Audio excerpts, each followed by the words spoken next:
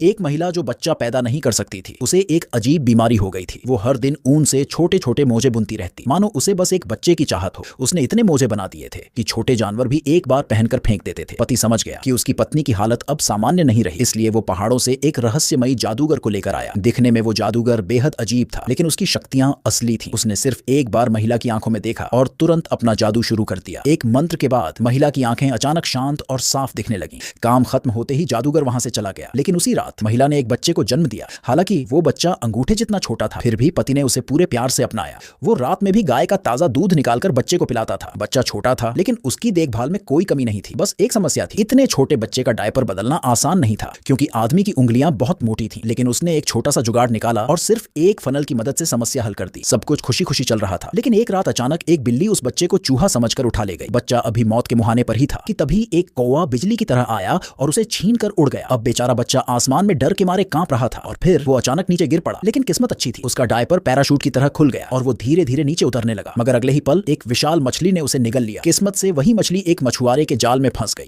और सीधे राजा के महल पहुंचा दी गई। जैसे ही मछली का पेट काटा गया, सबके होश उड़ गए, क्योंकि उसके अंदर एक अंगूठे जितना छोटा बच्चा था। राजा की कोई संतान नहीं थी, इसलिए उसने उसी बच्चे को राजकुमार घोषित कर दिया। राजकुमार बनने के बाद उस बच्चे ने अपनी असली ताकत दिखानी शुरू कर दी। उसने अकेले ही एक भयानक हरे ड्रैगन को मार गिराया और कई दुश्मनों को हराकर पूरे राज्य का हीरो बन गया। समय बीता और उसने अपने से 100 गुना बड़ी महिला से शादी कर ली। बाद में उसके अपने बच्चे भी हुए, लेकिन दूसरी तरफ उसके असली माता पिता आज भी दुख में जी रहे थे। पत्नी अब भी हर दिन ऊन बुनती रहती थी। बस फर्क इतना था कि इस बार वो बहुत बड़े आकार के कपड़े बना रही थी। लगता है अब उसे 30 मीटर लंबा विशाल बच्चा चाहिए था।